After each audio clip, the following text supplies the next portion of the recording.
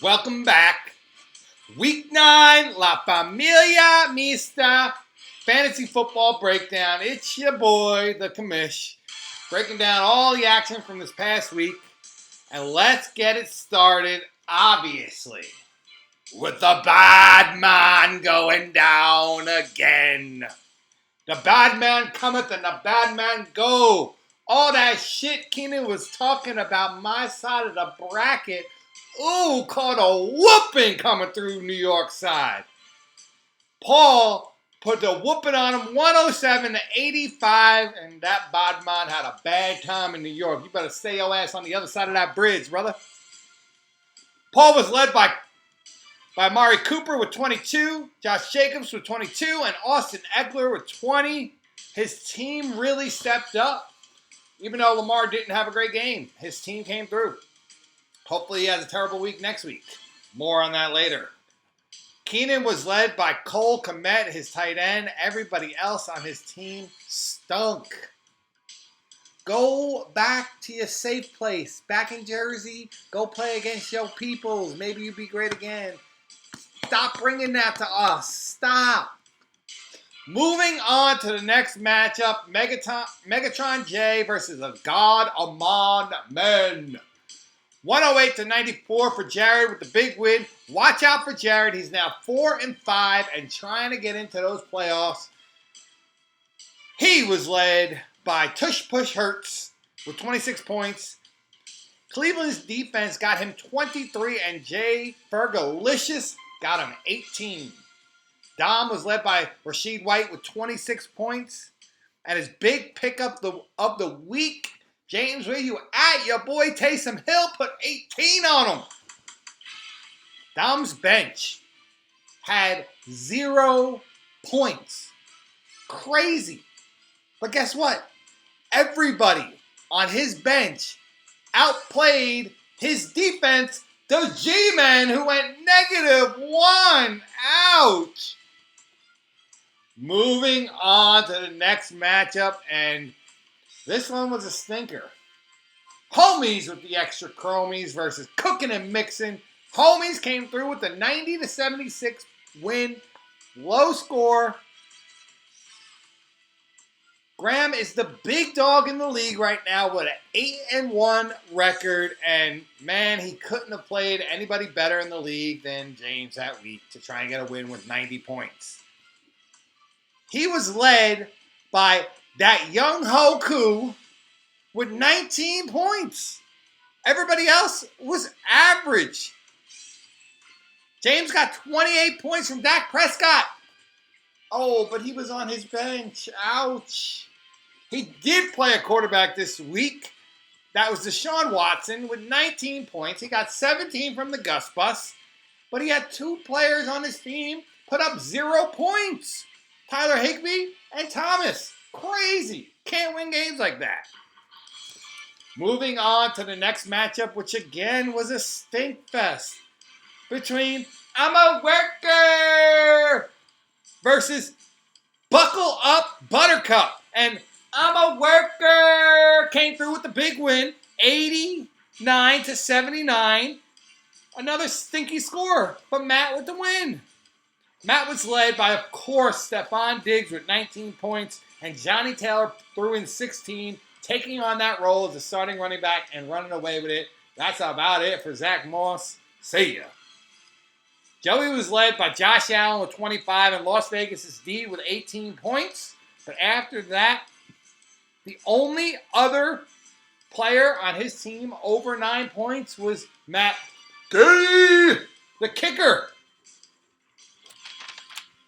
Moving on to the 5th matchup of the week, and that is my team, Bijan Mustard versus Graham Sniffs. And I put up the high score of the week with 113 versus Logan with 89 points.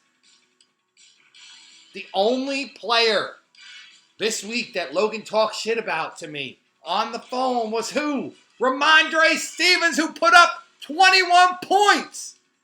Keep talking that shit, Logan. Deontay Johnson and Derrick Henry each threw in 18 points. I did not even need Justin Herbert on Monday, it was beautiful. I could go to bed at a reasonable time because I'm old. Logan did get some big gains from CeeDee Lamb and Joe Burrow, who threw in 22 points apiece. But after that, not much from his team. Moving on to the final matchup of the week, which was the closest matchup of the week and the stinkiest matchup of the week. The leader of the family with 81, Team Ilucci with 79, 2-point victory. But oh, those scores are gross. Ugly performance by Siobhan's entire team, led by the Saints defense with 12 points and not much else, honestly, from her team. Vinny was led by Sam Howe with 17 points and AJ Brown with 17 on his own, but the bye weeks really got him this week.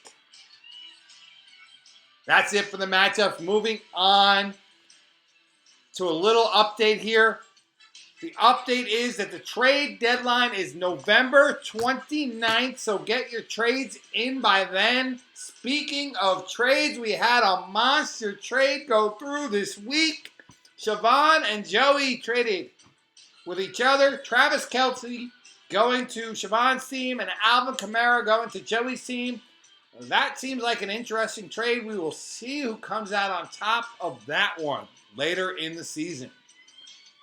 Moving on to the free agent acquisitions this week. And I am only going to talk about the ones that people spent money on because there were a bunch of $0 bids, and that's, go read it yourself if you want. But Siobhan picked up Josh Dobbs for $7. Graham added Michael Keaton Mitchell for $10. I added Jahan Dotson for $11. And Joey added Martavius Bryant for $13. What a blast from the past with Martavius. Man, haven't heard that name in a while. Just signed with Dallas for those that don't know. Guys, this is the final stretch of the season. And if you are looking to make the playoffs, it is time to turn it up and start winning games. We are back in the division for the rest of the way until the playoffs. And let's get into the matchups. Just about everybody still has a shot except James with only one win. Sorry, bud, but I don't think you're making it. This week, I take on Paul, and Paul needs a win to really stay in the hunt for these playoffs. It would be a big win for him. The next matchup is going to be Graham versus Matt, and that's the battle of two of the top teams in the New Jersey division.